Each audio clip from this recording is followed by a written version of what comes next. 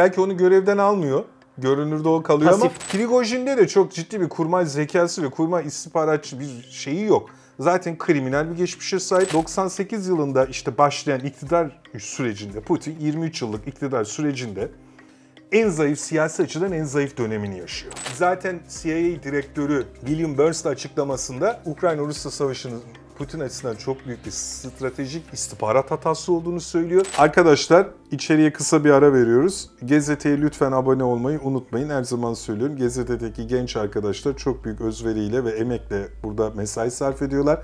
Siz de lütfen onların emeğine karşılık verin. Çok teşekkürler. Abone olun. Hocam hoş geldiniz. Merhaba Nazif. Burak hocam, dünya Rusya'daki Wagner krizini, darbe girişimini konuşuyor. Biz sizinle çok sayıda canlı yayın yaptık aslında. Gazetenin birçok platformda içerikler ürettik. Ancak sizinle farklı detaylarda konuşmaya ihtiyacımız olduğunu düşünüyorum. Bugünden bakıldığında Wagner krizini nasıl değerlendiriyorsunuz?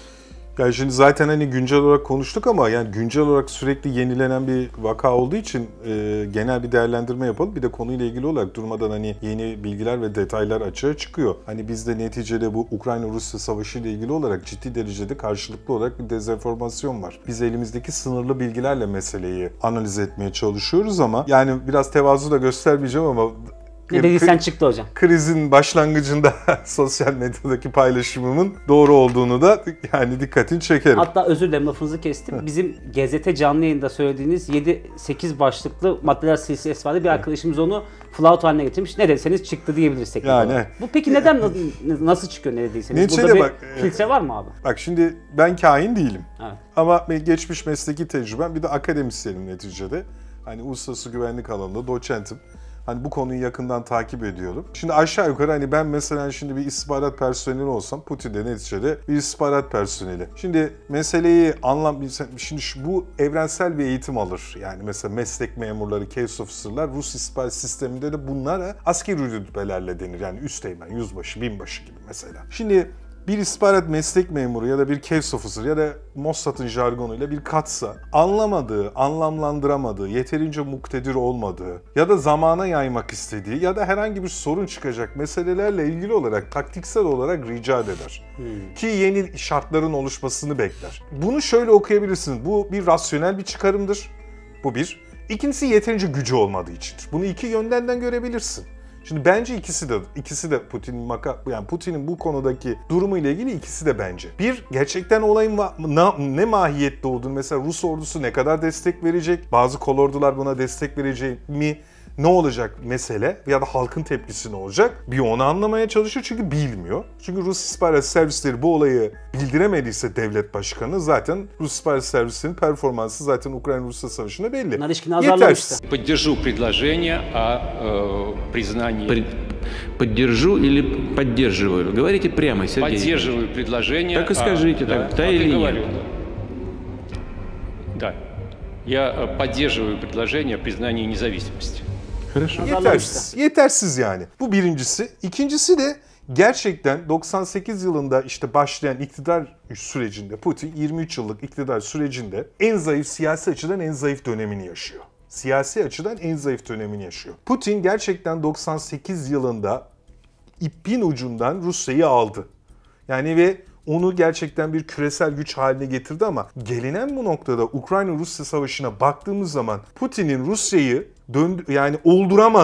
olduramadığını görüyoruz. Modern bir devlet olduramadığını görüyoruz. Modern bir konvansiyonel güç olmadığını Rus ordusunun, Rus istihbarat servislerinin modern bir çalışma mantığına sahip olmadığını, yani yetersiz oluyor. Elbette ki güçsüz demiyorum. Yeterince hani performans gösteremediği, bunu daha hani kendileri de analiz edeceklerdir. Ayrıca bütün kamu sisteminde ciddi bir çürümenin olduğu ve bir yani böyle bir işte ne diyelim rüşvet, yolsuzluk vesaire gibi durumla yani sistemin işlemediğini görüyoruz. Neticede gelinen noktada bu kriz meydana gelmiş. Şimdi bu ana girişten sonra kısaca hani bir kronolojik olarak söyleyelim. Haziran ayının 3. haftasında bu kriz başladı. Prigojin açıkça Rus Genelkurmay Başkanı Gerasimov'la Rus Savunma Bakanı Shoigu'nu açıkça itham etti Ukrayna Savaşı ile ilgili olarak. Başarısız olduklarını söyledi. Hatta çok ileri giderek sizi Kızıl Meydan'da asmakla tehdit etti. Ki bu yapılacak iş değil yani. Bu söylenecek iş değil.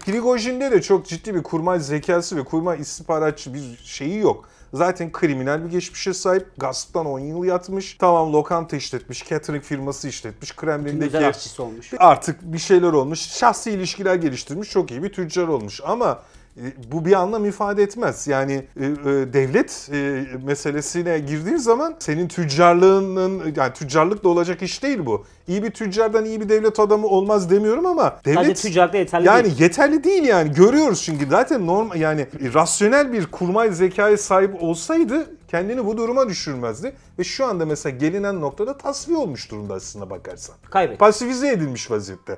Ve kelle de gidebilir yani. Burada böyle bir durumu da var. Hani bu da garanti diye bir şey yok ama Wagner'i bir kere elinden çıkarttığı ve kaybettiği bir gerçek. Wagner artık Prigojin'in enstrümanı değil. Yani Wagner'in yönetimindekiler de aynı şeyde. Sonra işte Rumos kronolojiye devam edelim. 200 kilometre kadar yaklaştı. Sonra işte çeşitli çağrılarda bulundu. Halktan destek göremedi. Rus ordusundan destek göremedi. Hatta çok büyük teknik bir hata yaparak yani 15'te 20 arasındaki Rus pilotunu ve askerini öldürdü. Yani kendi DOS kuvvetini kendine göre. Bunu nasıl izah edeceksin halka? Karşılık Sonra bulamazsın. özür diledi falan. Ya nasıl yani, insanları öldürüyorsun, özür dileri, ailelerine şu kadar tazminat vereceğiz falan. Ya bu kadar kolay mı bu işler? Bu rasyonel işler değil yani. Tamam. Gelinen noktada Putin buna askeri müdahalede bulunmadı. Askeri müdahalede bulunması neden bulunmadı? Çünkü askeri müdahalede bulunsan aktif silahlı kuvvetlerini, cephedeki o aktif kuvvetlerini, Prigojin'in kuvvetlerine müdahale etmek için çekmen gerekecek. Zaten sıkışmışsın Ukrayna-Rusya savaşında. O cephede gerilemen anlamına gelecek. Lukashenko'yu devreye soktular ve bir hani uzlaşma yöntemine girdiler. Lukashenko da işte garanti vererek, o hani bir pazarlık dönmüştür. Hani hayat garantisi vererek ya da işte bir takım pazarlıklar dönerek Prigojin ve üst düzey Wagner yönetimi Utkin. Belarus'a sığındı ama Wagner yapısı kaldı. Tamam hocam. Şimdi buradan baktığımızda dediğiniz Prigojin tasfiye oldu. Artık Wagner'le bir işi kalmadı noktasına geldi. Bundan sonra Wagner'e ne olacak? Nasıl devam edecek? Bak şimdi Wagner gözden çıkartılacak bir şey değil. Şimdi Wagner küresel düzeyde faaliyet gösteren bir özel istihbarat şirketi ve askeri şirket. İkisi de aynı mantığa geliyor benim açımdan. Şimdi ben özel istihbarat şirketlerinin, özel askeri şirketlerin güvenlik meselelerinde gelecek 10 yıllarda çok önemli fonksiyona sahip olacağını her zaman söyledim. Sen bunu biliyorsun. Bu işin de asıl yani domine eden aslında Amerika Birleşik Devletleri'nin istihbarat topluluğu. Blackwater Akademi ya. Blackwater Akademi ve diğer kontraktörler. ABD istihbarat bütçesinin %60'ına yakınının bu özel şirketler, kontraktör dediğimiz çeşitli işte teknik istihbarat konusunda faaliyet gösteren şirketler, kurumsal yapılar tarafından kullanıldığı söylüyor, tamam. Ama Batı literatürü okunduğu için biz Wagner'i görüyoruz. Halbuki Amerikan şirketleri, hatta İngiliz şirketleri, yani bu konuda onlar da aslında domine eden bu özel istihbarat şirketleri ve askeri istihbarat şirketleri piyasasını domine edenler bu Anglo-Saksonlar diyelim. Asıl onlar. Şimdi Wagner'in özellikle Afrika'da çok büyük faaliyetleri var. Altın madenleri var ya. Mali'de, Orta Afrika'da ve diğer bazı yerlerde, Libya'da, Suriye'de. Bir kere bunları bırakırsa Wagner hem Rus çıkarları açısından hem o ülkelerde Rusya ile aynı çıkar doğrultusunda faaliyet gösteren yerel unsurlar açısından çok büyük sorun olur. Bu bir. Ukrayna-Rusya savaşında cephede gene aktif rolü var. Sen bir anda böyle bir yapıyı tasfiye edemezsin. O yüzden ne yapacağız biz Wagner'i? Yani Ruslar şöyle yapacak. Benim görüşüm, Wagner'in yönetimini değiştirecekler. Belki Blackwater şirketine Amerikalıların yaptığı gibi o skandaldan sonra, o hapishane skandalında, Ebu Ghraib hapishanesi skandalından sonra adını akademi yaptılar. Belki Wagner'in adı değişecek. Muhtemelen Savunma Bakanlığı'na bağlanacak, yönetimi değiştirecek. Ama bence orta ve alt kademe yeni sisteme adapte edilecek. Belki maaşları arttırılabilir. Hani fazla sesleri de çıkartmasın diye. Wagner'i tasfiye edemezsiniz çünkü Rus savunma ve istihbarat sisteminde önemli bir işleve sahip. Yani tasfiye etmeniz öyle kolay bir şey değil. Dönüştüreceksiniz. Tamam. Sisteme adapte edeceksiniz. Şimdi işte Putin birinci roundu oynadı. Birinci roundu nasıl söyleyelim? Berabere mi bitti diyelim? Sen ne diyorsun? Bence Putin biraz kazandı gibi Evet. oldu. Sona doğru da moral üstünlük şu anda da geçmiş vaziyette. Evet. Biraz dengede diyebiliriz. Beraberliğe yakın. Wagner'i ama elinden aldı. Aldı. Wagner gitti yani. Mesela Prigojin neden güçlüydü? Wagner elindeydi. Prigojin'in diğer Silovikilerden farkı neydi? Elinde silahlı yapı vardı. Evet. Güçlü bir silahlı. Diğerlerinde para vardı ama silah yoktu. Bunda hem para vardı hem silah vardı. Gitti şimdi. Aynı duruma düştü. Evet. Diğer Silovikilerin başına ne iş gelmişti? Balkondan düşmüşler. İşte bakacağız. Ama şimdi göreceğiz. Öyle kolay bir şey değil. Ama şu anda bence önemli bir kazanım elde etmiş vaziyette. Ama siyasi açıdan da gerçekten Ukrayna-Rusya savaşının mevcut pozisyona baktığımız zaman siyasi açıdan da gerçekten yıpranmış bir Putin görüyoruz. Zaten CIA direktörü William Burns açıklamasında Ukrayna-Rusya savaşının Putin açısından çok büyük bir stratejik istihbarat hatası olduğunu söylüyor ve gerçekten Putin iktidarının yıprandığını söylüyor. Bu ABD'nin resmi açıklaması. Hocam şimdi başlangıçta Putin'in durumlarını konuşmuştuk. Yani Wagner isyanıyla, başkaldırısıyla neyle karşılaştığını bilemedi, sonra başka şeyler oldu demiştiniz. Şimdi ben şunu merak ediyorum. Teknik olarak CIA biz bu kalkışmadan haberdardık dedi. Tamam. CIA'nin bildiğini nasıl eski bir istihbaratçı olan ki istihbarat ekolünü hep konuştuğumuz Rusya, Putin bilemiyor? Burada bir başarısızlık yok mu? Bilmiyorum, onlar söylüyor. Ben hani söyleyebilirsiniz. Yani doğru mudur? Sizce doğru değil midir? Doğru mudur? Şimdi benim için bir istihbaratın gerçekten tam bir istihbarat raporu olabilmesi için 5N 1K'yı karşılaması lazım. Son bir aylık periyotta Wagner'in başındaki adamın, Prigojin'in çok açık bir şekilde kamuoyuna da yaptığı beyanlarda soygunu ve Gerasimov'u açıkça itham ettiğini görüyorum. Bir sorun olduğunu anlayabilmem için benim CIA'de yani şeye de ihtiyacım yok. Ben oturduğum yerden, Ankara'dan, İstanbul'dan ben de bu sorunu görebiliyorum. Ama bana şu gün, şu saatte, şu şekilde, şu kadar kuvvetle, şöyle bir hareket tarzıyla Putin'e karşı ve Rus sistemine karşı bir darbe girişimi yapılacaktır CIA şey yaptıysa, istihbar ettiyse, yani Biden'ın önüne koyduysa rapor olarak, tamam, o zaman tebrik ederim kendilerini. Ama ben bilemem. Yani bilmemiz de mümkün değil. Bu beyan. Beyan yani. Yani bilemeyiz. Doğru da olabilir. CIA'nin bunu yapacak gücü var mı? Var. Peki, ama bilemiyorum yani. Şimdi Rusya-Ukrayna savaşında da az önce söylediğiniz, hep de konuşuruz. Bir istihbari başarısızlık söz konusu Rusya özelinde. Ve askeri başarısızlık. Askeri başarısızlığın yanı sıra. Şimdi burada istihbarat özelinde, yani devlet başkanı eski bir istihbarat mensubu. Ya bu kafamda çok oturmuyor hocam. Buradaki temel problem ne ya? Putin neyi atlıyor?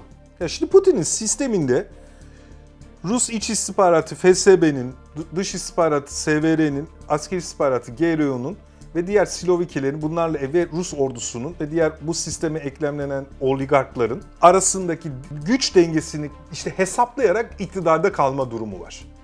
Şimdi işte görevden almanız belki de kolay olamıyor işte. Yani mesela FSB ve SVR size bağlı, Rus devlet başkanı olarak, ama GRU Rus Savunma Bakanlığı'na bağlı. Ve Rus yani öbür aktörlere bağlı. Tabii bunlar hani çok iç içe geçmiş girift durumlar, ama mesela şimdi Wagner krizinden sonra da Rus ordusunun üst düzey yapısında da bazı görevden almalar ve tasfiyeler oldu. Evet. Daha da olacağı söyleniyor. İşte taşları yeniden oturtuyorlar. Yani Putin açısından oturuyor. Ama göreceğiz. Yani göreceğiz. Bir de şimdi Prigojin'in hedefe oturttuğu Shoigu ve Gerasimov gibi iki figür var. Burada Putin bu iki adamını, elemanını, çok amiyane tabirle söylüyorum, görevden alırsa burada Prigojin dedikleri doğru anlamına gelecek bir noktada. Görevden almazsa bu dediğiniz bu sorunlu süreçler devam edecek. Ama bir yerde bu kırılmanın yaşanması gerekmiyor mu hocam? Yani belki onu görevden almıyor.